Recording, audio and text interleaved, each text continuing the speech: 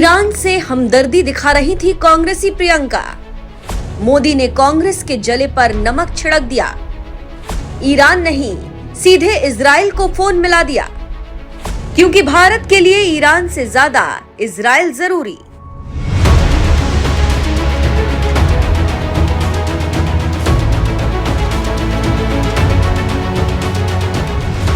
देश की सत्ता में जब से मोदी सरकार आई है, इजराइल भले ही आज भारत का सबसे अच्छा दोस्त बन गया हो, लेकिन इसी इजराइल से देश की सबसे पुरानी पार्टी कांग्रेस की नफरत कोई नई बात नहीं है।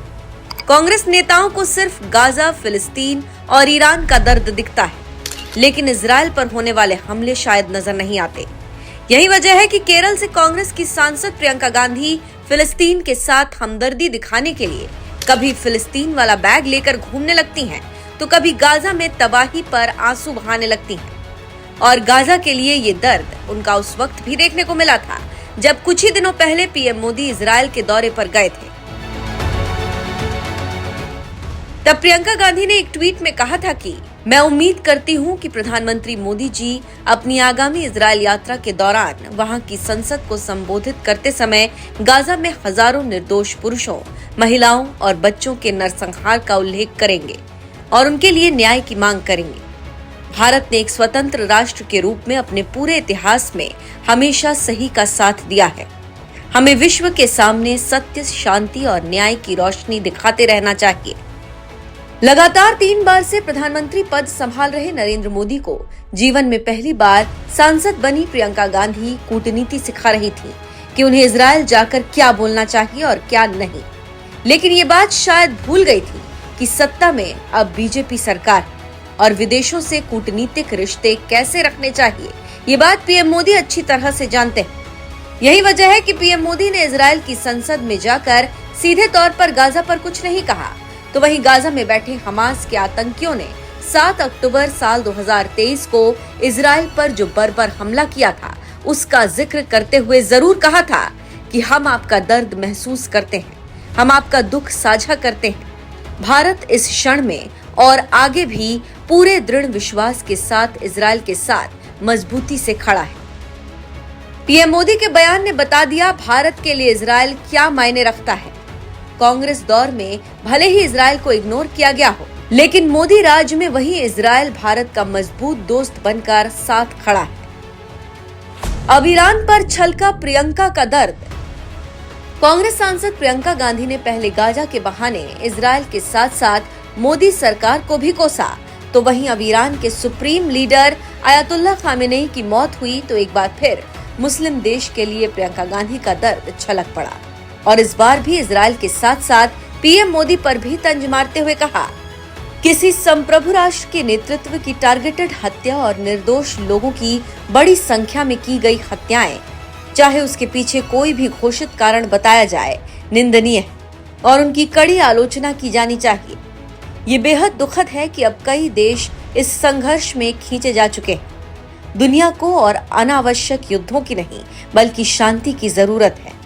जो लोग इसके फैसले ले रहे हैं, उन्हें महात्मा गांधी के शब्द याद रखने चाहिए, आंख के बदले आंख पूरी दुनिया को अंधा बना देती है। मैं उम्मीद करती हूं कि इजराइल के प्रधानमंत्री और राष्ट्रपति ट्रंप के सामने नतमस्तक होने के बाद हमारे प्रधानमंत्री प्रभावित देशों में रह रहे सभी भारतीय नागरिकों को सुरक्षित स्वदेश वापस लाने के लिए हर संभव प्रयास करेंगे। प्रियंका गांधी का ये बयान बता रहा है उन्हें ईरान के साथ कितनी हमदर्दी है और इस हमदर्दी में उन्होंने यहाँ तक कह दिया कि पीएम मोदी इजराइल के सामने नतमस्तक हो गए, जबकि पूरा भारत ये बात जानता है कि इजराइल हमारा सबसे अच्छा दोस्त है और हर वक्त भारत का साथ देता रहा है। लेकिन इसके बावजूद कांग्रेस ने इजराइल के बहाने मोदी सरकार पर निशाना साधा, क्योंकि पीएम मोदी ने ईरान पर हमला करने वाले इजराइल का विरोध नहीं किया। उल्टे कांग्रेस के जले पर नमक छिड़कते हुए पीएम मोदी ने इजराइल के साथ हमदर्दी जताते हुए कह दिया, मौजूदा इलाके के हालात पर बात करने के लिए पीएम बेंजामिन नेतन्याहू से फोन पर बात हुई, हाल के घटनाक्रम पर भारत की चिंताएं बताई और आम लोगों की सुरक्षा को प्राथमिकता दी। भारत ने लड़ाई जल्द खत्म करने की जरूरत दोहराई। पीएम मोदी ने सीधे फोन मिलाकर इजरायल के प्रधानमंत्री बेंजामिन नेतन्याहू से बात की और हाल की घटनाओं पर चिंता जताई। ये तो बिल्कुल कांग्रेस के जले पर नमक छिड़कने जैसा हो गया, क्योंकि कांग्रेस को उम्मीद रही होगी कि पीएम मोदी ईरान के सुप्रीम लीडर अयातुल्लाह खामनेई की मौत पर दुख जताएंगे, लेकिन उन्होंने तो सीधे इजरायल को फोन मिला दिया। इसी बात से समझ सकते हैं कि भारत के लिए इजरायल की कितनी अहमियत है। बहरहाल भारत का दोस्त होने के बावजूद जिस तरह से कांग्रेस इजरायल को कोसती रही है, इस पर आपका क्या कहना है? अपनी राय हमें कमेंट कर जरूर बताएं। साथ ही 25 फरवरी को इजरायल दौरे पर गए पीएम मोदी ने इस दौरान क्या कुछ कहा था, वो भी सुन लीजिए। Honorable members, we are both ancient civilizations, and it is perhaps no surprise that our civilizational traditions also reveal philosophical parallels. In Israel, the principle of Tikkun Olam speaks of healing the world. In India, Vasudhaiv Kutumbakam affirms that the world is one family.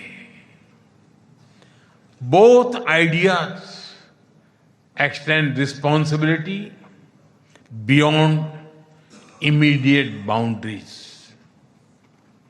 They ask societies to act with compassion and moral courage. Judaism emphasizes halakha, guiding everyday conduct through law and practice. Hindu philosophy speaks of dharma, the moral order that shapes duty and right action. In both traditions, ethical life is lived through action and faith is expressed through conduct. There is an enduring similarity in our festivals as well.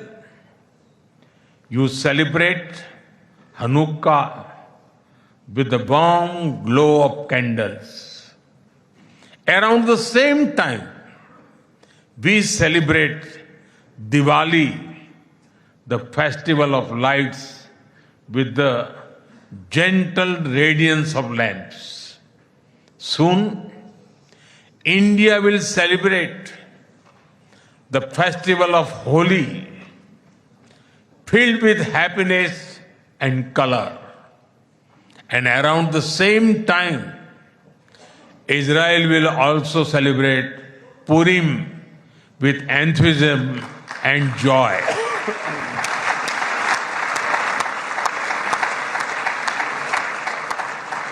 Honorable members, our shared ideals